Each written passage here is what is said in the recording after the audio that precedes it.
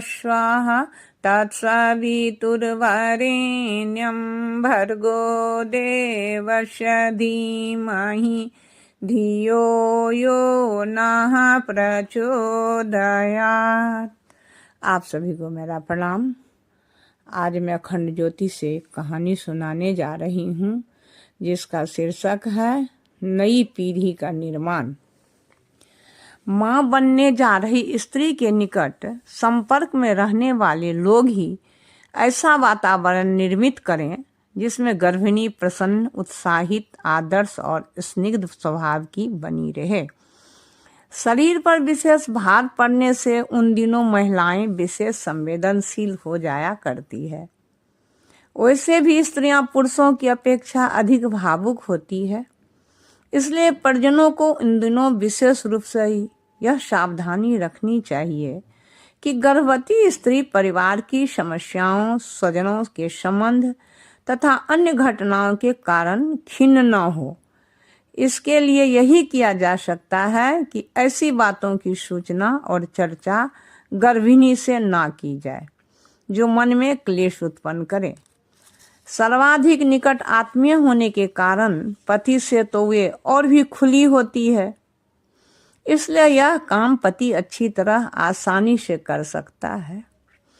घर के और भी सदस्य अपना पारिवारिक दायित्व समझकर इस दिशा में सचेष्ट रहें तो बड़ा ही अच्छा है। जीवन भर स्त्री को अपने पति का अनन्य प्रेम और सहयोग तो अपेक्षित है ही। यह कर्म समान गति से चलता रहता है, परंतु उन दिनों जब गृहिणी मां बनने वाली होती है, पति के दुलार और प्रेम की आकांक्षा और अधिक जागृत होती है। लेकिन सामान्य घरों में पति को गर्भिणी की ओर से निरपेक्ष तथा उदासीन ही देखा गया है। इस काल में कुछ कारणों से पुरुष पत्नी पर इतना ध्यान नहीं देते। वे विपरीत और निरस व्यवहार भी करने लगते हैं। कारण चाहे जो भी हो, यह अनुचित और गर्भिणी तथा भावी संतान के लिए परिणाम में हितकर नहीं होता है।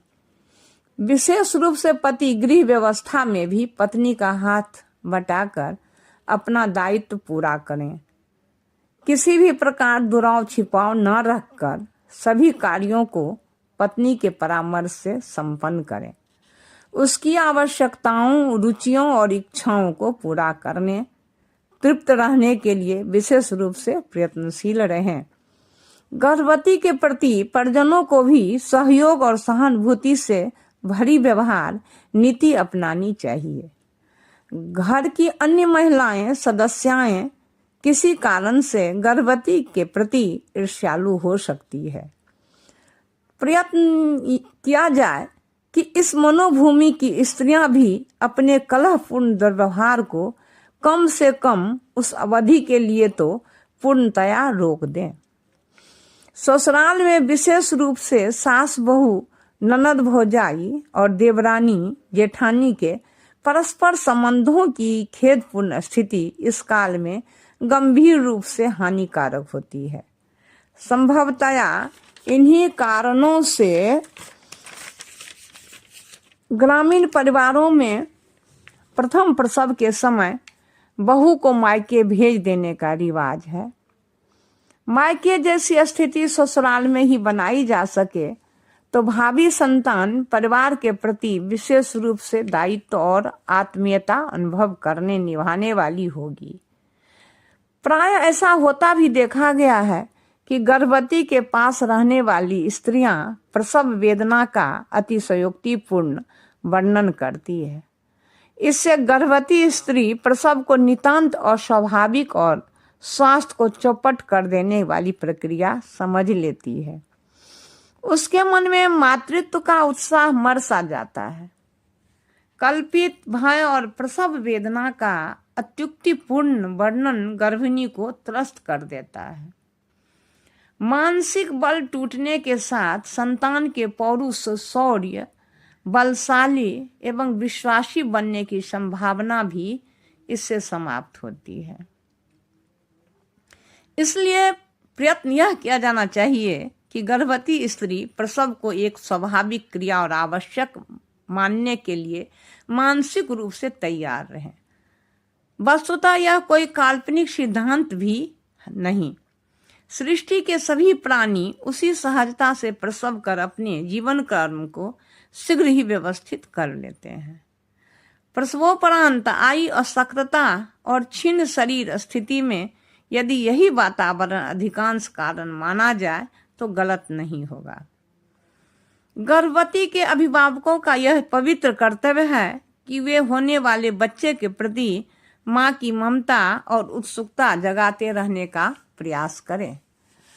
बच्चे के छोटे छोटे कपड़े, ओढ़ने बिछाने के गद्दे, गिलाफ, नैपकिन उसी के हाथों से तैयार करवाए जाए। प्रसूता के विशेष आहार का कूटना पीसना भी गर्भवती के ही हाथों से संपन्न हो तो भी यह उत्साह बना रहने में सहायता मिल सकती है। प्रायः मायके में अथवा बहू को बेटी मान समझकर रखने वाले परिवारों में गर्भिणी को बिल्कुल भी काम नहीं करने दिया जाता है।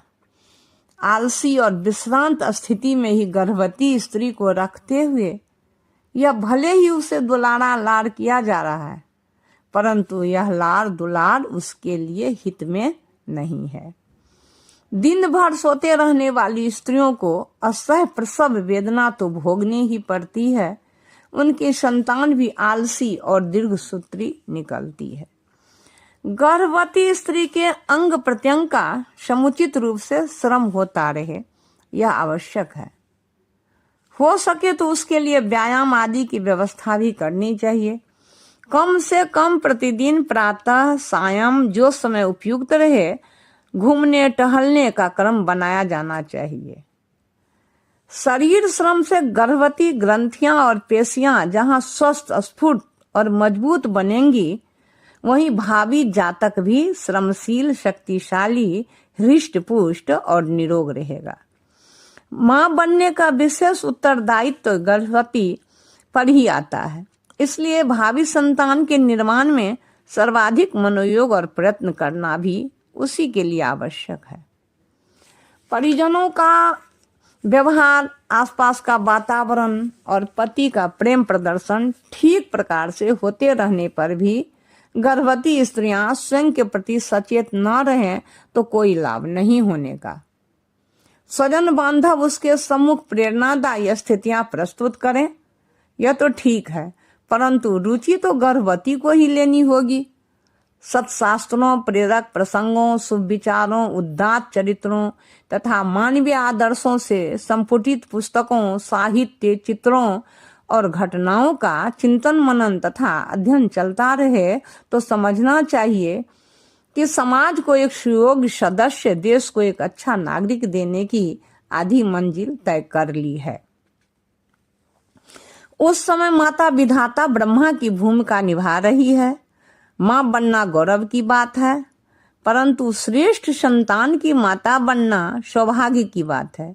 जिस दिन से बालक गर्भ में आ जाता है, गर्भिणी को अपने व्यवहार, विचार और रहन सहन में कोई विधि निषेधों को पालन करना पड़ता है।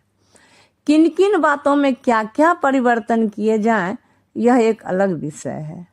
उसकी एक मोटी कसौटी है। जिन विचारों, भावनाओं और आदतों का विकास अपनी संतान में देखने की आकांक्षा है, उन्हें प्रधान महत्व दिया जाए और जिन बातों तथा कमजोरियों से अपने बच्चों को बचाना चाहते हैं, उनका सर्वथा निषेध कर दिया जाए।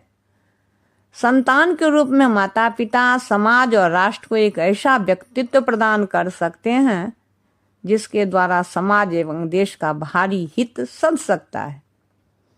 क्षणिक वासना के आवेग को तृप्त करने के परिणाम स्वरूप उत्पन्न हुई संतति न स्वयं के लिए लाभदायक होती है और न परिवार तथा समाज के लिए ही।